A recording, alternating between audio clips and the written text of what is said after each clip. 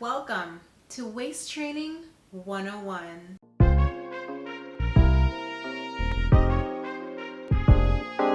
So I will give you the basics, intro, and the must-knows of how to or what is waist training. I've been on and off waist training for a couple years now, and I do find value in it, especially for people that are trying to get that curvy look, postpartum, and so on and so forth. But I'm gonna go over that in this video. So first, what is waist training? Essentially, waist training is a brace, and it helps shape your fat into the shape of the brace. It helps create a curved shape in the body, and there's many reasons that somebody may opt to use a waist trainer for postpartum, back supports, or maybe to get that curvy aesthetic in that body, yada yada yada. What are the pros and cons of waist training? I'll start with the pros. One thing is that it is temporary. This is not like surgery. This is not like rearranging your body shape or whatever in a permanent matter. This is a temporary thing, meaning as long as you're using the brace, it's like a retainer after you have braces. As long as you are using it, it'll hold the shape. But if you don't, then no worries, it goes right back. So that's the good part about it. Also, it can provide back support, but I do recommend that you use this in tandem with exercises too, so that you're not making your body dependent on the waist trainer for support. But yes, it can help with back. Would help with back support, with back pain, people that sit at the desk all day, or even people that may stand and have back pains too. It will just help hold everything together, and it's kind of like having on a knee brace or an elbow brace when you're playing sports. It supports your back as well. So it also helps with, in that note, posture as well, because you cannot slouch when you have this thing on, like, at all. Like, this thing is meant to hold a tight grip on you, and with that in mind, it will prevent you from slouching, and even if you do slouch, it'll pinch in very uncomfortably. So upright at the desk or upright when you're working, it'll keep you up.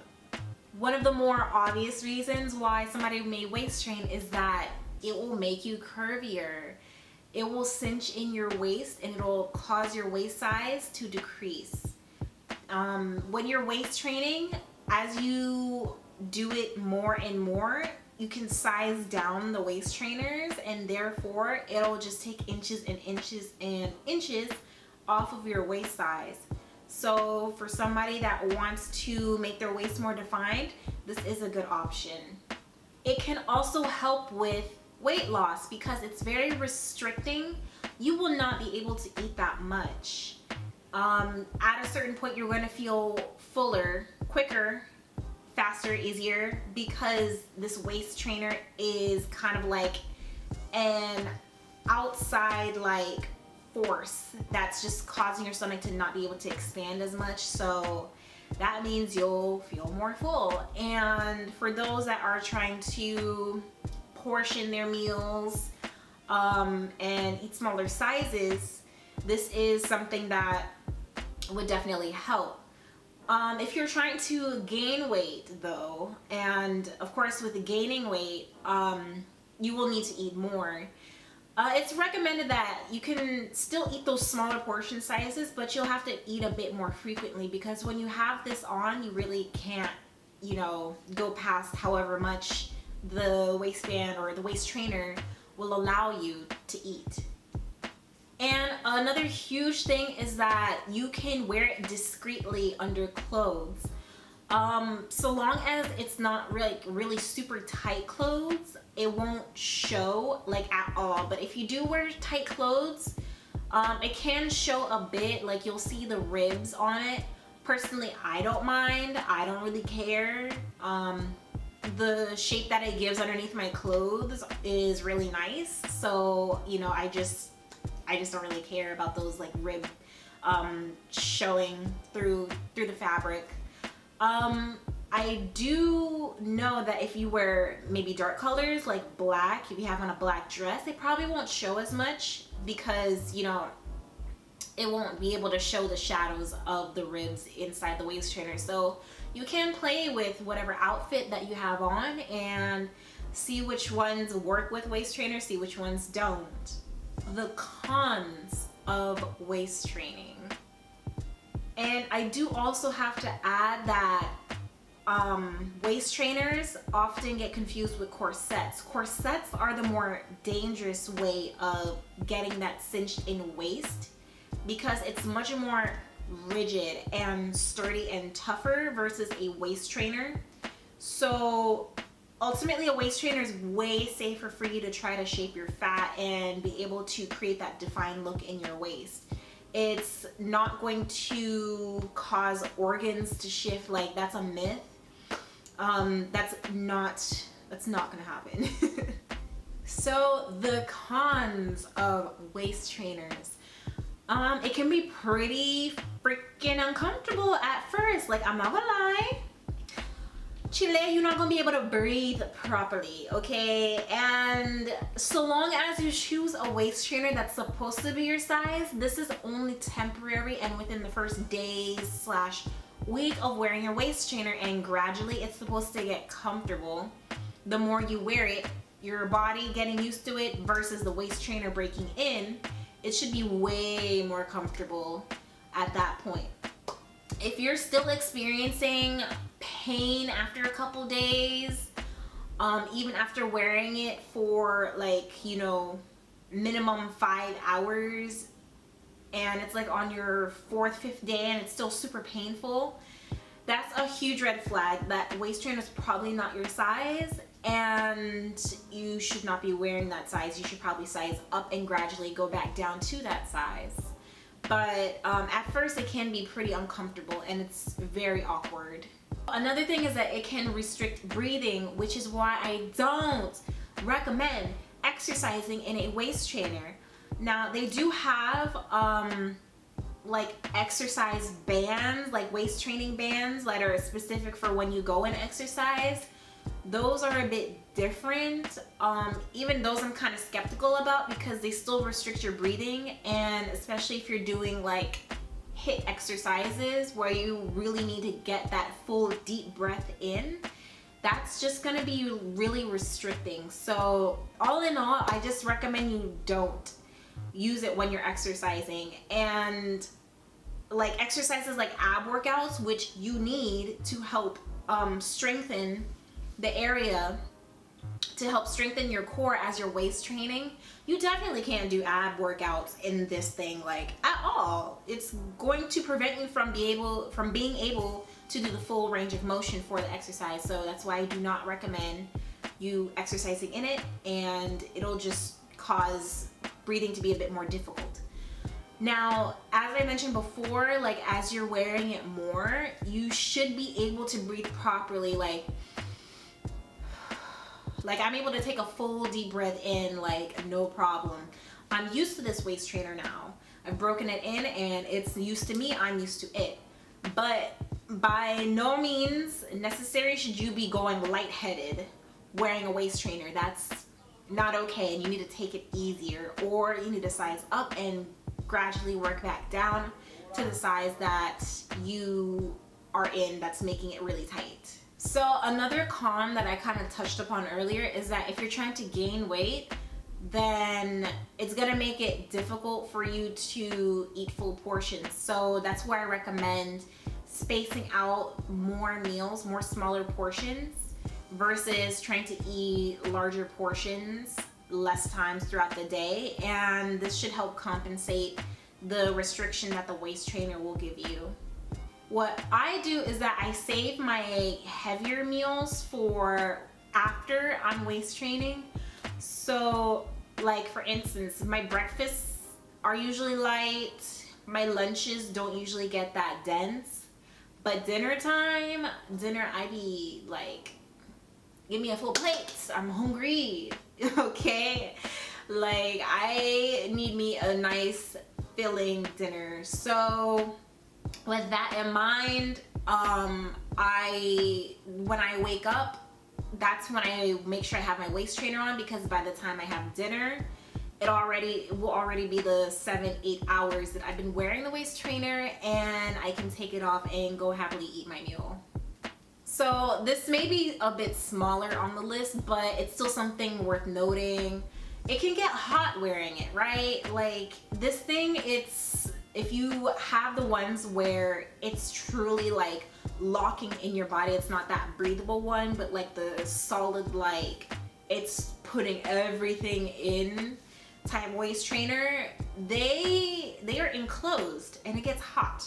So that's why it's recommended that you wear like a tank top, like a cami type thing underneath the waist trainer, so that, you know, it'll collect all the sweat, so that you don't have to clean your waist trainer as often as someone would have to if it were more sweatier. Like, you would have to clean it more frequently if you sweat in it more frequently. Makes sense. So you want to reduce that, because you don't want to keep frequently washing the waist trainer anyways. That'll break it down, that'll destroy it. So do wear a cami underneath. Now, me personally, personal preference, this is just me, I don't like wearing camis underneath my waist trainers. I just prefer to wear it right against my skin, and that's fine. It's just when I do wear it, I make sure that I'm not sweating. I don't wear it if I'm going out and about a lot and I know I'm gonna sweat, and if I do know I have to wear it when I'm out and about, then I'll wear a cami, because I kind of have no choice at that point. I don't want to like sweat all up in it, you know. Like, they have specific sweat bands for you to go and sweat in. A waist trainer is not that, so I don't want to keep sweating in it. And last but not least, you will not be able to bend as much. Now, this is something worth mentioning, because you may wear the waist trainer as you're doing your regular everyday activities, which maybe you may be cleaning the house, or you have a physical job and things like that. You don't want to hurt the boning inside the waist trainer. You want it to stay intact and you want it to stay strong, which is why you shouldn't be bending in the waist trainer as much. Not to mention, it can cause discomfort as well. So when you are bending over, you want to keep that to minimal. You don't want to have like a waist trainer that's too tall as well, which I'll get into sizing. If it's too tall, this is where this is likely to happen even more. There are some people that prefer to have that longer waist trainer to cover fupa. So if you do have a waist trainer like that, then you have to keep in mind that bending will hurt the boning in the waist trainer if you do it too often, too frequently. Like, if you make it a habit of doing everything in it and you're bending a lot in it. So protect your waist trainer and be cautious of that. Okay, the do's and the don'ts. This is important. Listen up, y'all. Don't miss anything. The do's of the waist trainer. Now, I'm covering as much things as possible based on my experience. The do's: do wear it only up to 8 hours, okay? No more than 8 hours. At that point, you are causing harm to your body. Now, remember how I mentioned that you don't want to cause a dependency, have your body cause a dependency on needing the waist trainer just to stay upright? You will run the risk of that if you wear the waist trainer too long. You only need to wear it as long as up to 8 hours, so that it can do its thing and really shape that fat, and then you take that sucker off, okay? You do not leave it on, okay? Do not leave it on past 8 hours. That's dangerous, okay? Do exercise and eat a proper diet when you are waist training too. If you want to maximize the potential that a waist trainer can really define your body, chile, exercise, proper diet, you're gonna see some crazy things, girl. You're gonna see some crazy things. Do wear your correct size. If you wear a waist trainer that's too big, it's not gonna do anything for you, and you basically wasted your money. You wanna wear something that is your size, because then you know it'll work. And if you wear something that's too small, then all that's gonna do is cause discomfort, pain, shortness of breath, things like that. So your size is so important. Make sure if you don't have a body measurement tape, just pick one up for the cheap. Like, they're super cheap. Just grab one. You can Amazon it, or you can find it at the dollar store, Walmart, Joann's, especially those fabric stores.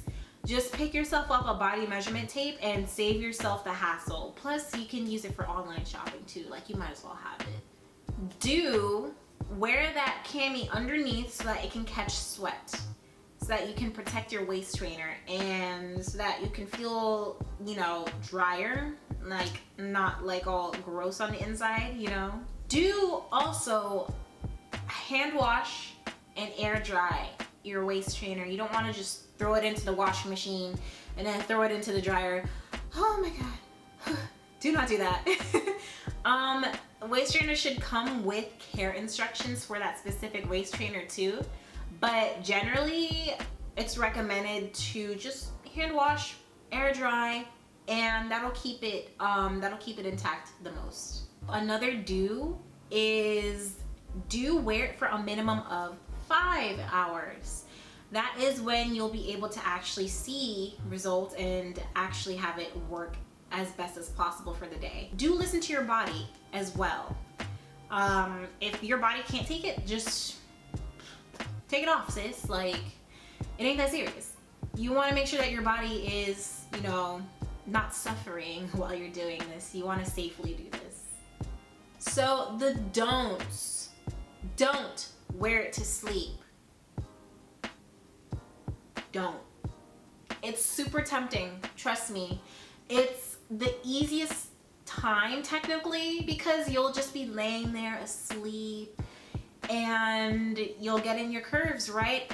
Wrong. Do not, because you need to be able to have your full breathing ability when you're sleeping, and even when you're wearing a waist trainer that does fit you, it will still restrict your breathing in some way. So that's why you should not wear it to sleep. And on top of that, if there's any emergencies or things like that, like, this is not Velcro, okay? It doesn't just rip off. You gotta unhook that sucker. Like, don't do that to yourself. Keep yourself safe and just don't wear it to sleep. Don't exercise in it. I've touched upon this a little bit, but don't exercise in it, because you can cause harm to your body, cause harm to the garment. You don't want to do exercises that will cause the garment to bend more than it should. You can damage the boning, and not to mention you can destroy the quality of the waist trainer by sweating heavily in it. So don't do that. Also, you won't be able to breathe properly while you're in the waist trainer, so don't exercise in the waist trainer. Well, that is waist training 101, all the basics that I possibly know about waist training. I'm not advanced in it, but I definitely know the basics and the beginnings and the do's and the don'ts to safely do it and to see results. If you have any questions, shoot them down below. Hopefully I'll be able to answer as many of them as possible, and if anything, I know a lot of resources and a lot of like recommended places to go and find the information if I won't be able to provide it to you. So I can definitely be your directory if anything. If you like this video, give it a thumbs up. It lets me know that I should keep doing what I'm doing, and make sure that you subscribe for more content like this. And until next time, see ya. Bye.